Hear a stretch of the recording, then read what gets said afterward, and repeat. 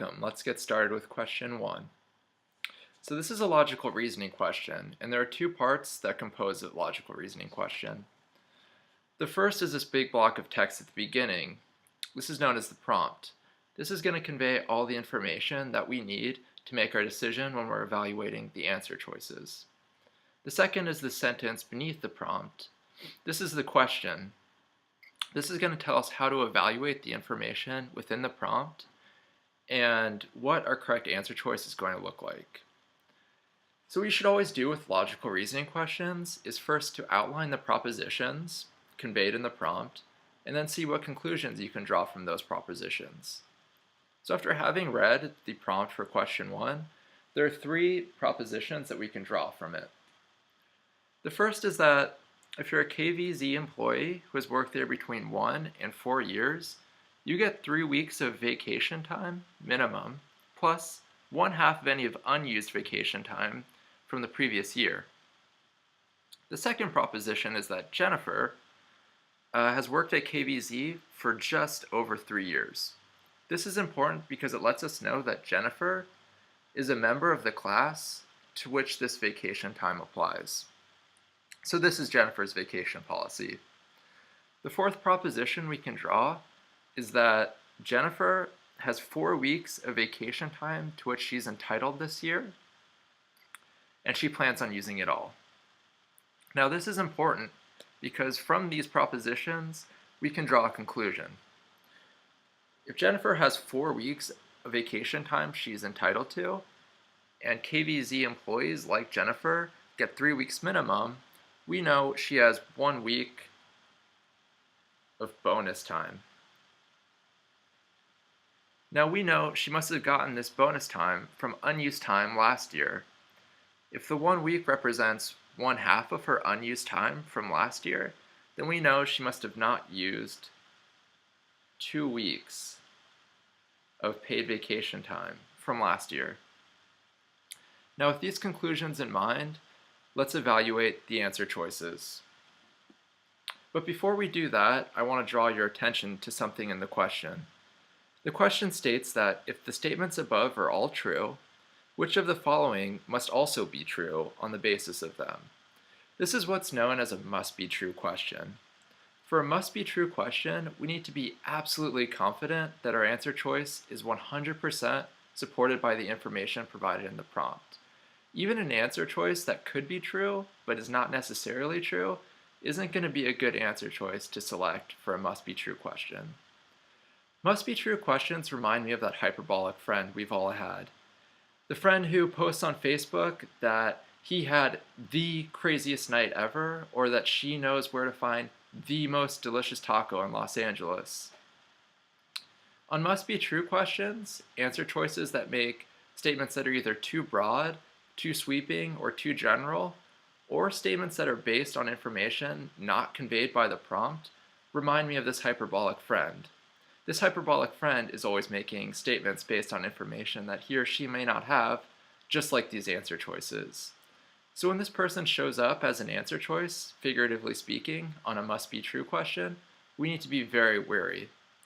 While in normal everyday life we may appreciate this hyperbolic friend's enthusiasm, on the LSAT we need to be incredibly skeptical, questioning jerks to these people.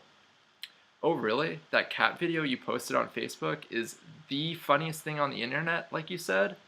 Well, that means you must have seen everything on the internet, made comparisons with everything you've seen, and based on those comparisons and your extensive research, you feel confident saying that this is definitively the funniest thing. I don't think you can say that. I don't think you've seen everything on the internet. This is the sort of mindset that we need to have on must-be-true questions. So with that in mind, I want to draw your attention to a few answer choices that can be eliminated on this basis. The first is answer choice C, which states, the majority of KVZ's employees use all of the paid vacation time to which they are entitled. Now, this immediately stands out as one of those hyperbolic friends who's talking about things that he or she has no idea about. This answer makes a statement about the majority of KVZ's employees. The prompt gives us no information about KVZ employees other than Jennifer, much less enough information to draw such a sweeping statement about the majority of KVZ's employees. This answer choice is that hyperbolic friend talking about things that he or she has no idea about. We need to be a jerk to that person and therefore cross out answer choice C. The second answer choice that we can eliminate on this basis is answer choice E, which states, KVZ manufacturing sometimes allows extra vacation time to employees who need to spend more time with their families.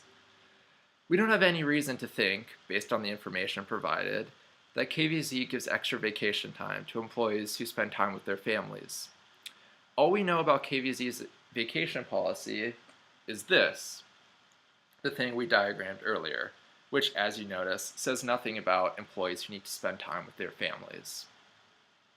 While it's nice to think that KVZ is this heartwarming corporation that gives extra time to its employees who visit their families, we have no reason to think this is the case. This is another hyperbolic friend making too broad of statements, so we need to eliminate answer choice E. The next is answer choice B. It's a little more difficult to determine that this is another one of our hyperbolic friends, but on closer inspection, it most certainly is. Answer choice B states that if Jennifer continues to work for KVZ Manufacturing, she will only be entitled to 3 weeks of paid vacation time next year. Based on the information in this question, Jennifer is going to use all of her vacation time this year, so she'll likely have no unused time to pad her guaranteed 3 weeks next year. However, we don't know what's going to happen next year, and that's the important thing in evaluating answer choice B. We don't know what's going to happen in the future.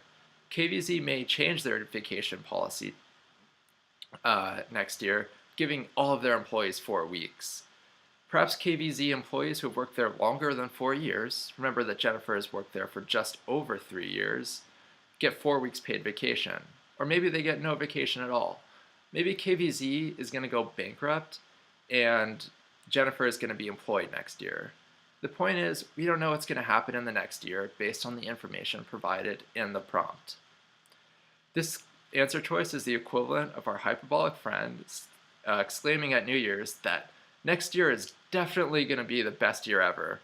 Sorry, hyperbolic friend, you don't know that's going to be the case, so we can eliminate answer choice B.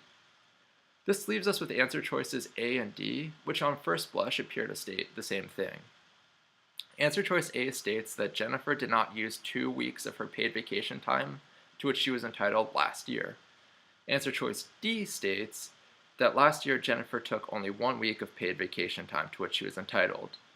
So if we start with 3 weeks of minimum paid vacation time, and we know that Jennifer had 2 weeks unused, we may conclude that she only used 1 week last year, which would make answer choice D a correct statement.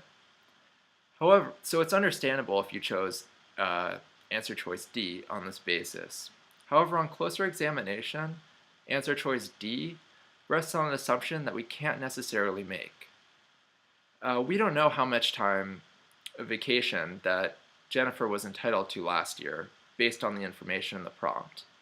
We're assuming she had 3, but that might not be the case. Let's imagine that last year, just like this year, she had 4 weeks of vacation time to which she was entitled. Then, if she only used 1 week of the paid vacation time, she would have 3 weeks unused, giving her 1.5 extra weeks of paid vacation time this year. However, we know that she only has 1 week extra paid vacation time this year.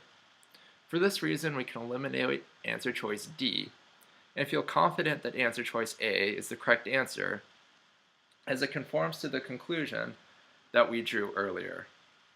So answer choice A is the correct answer. Now, I think this question illustrates 2 larger points about LSAT questions. The first is the importance of identifying when we're dealing with a must-be-true question and how to approach these questions. Remember, we need to be on the lookout for answer choices that remind us of our hyperbolic friend, and then we need to be jerks to that friend. We need to be skeptical and doubt anytime we think they're speaking about things that are too broad or things that they don't know about. Even if we have an answer choice in must-be-true questions, like answer choice D, that on first blush appear to be correct, we need to also poke and prod those answers until we're absolutely certain that they're correct.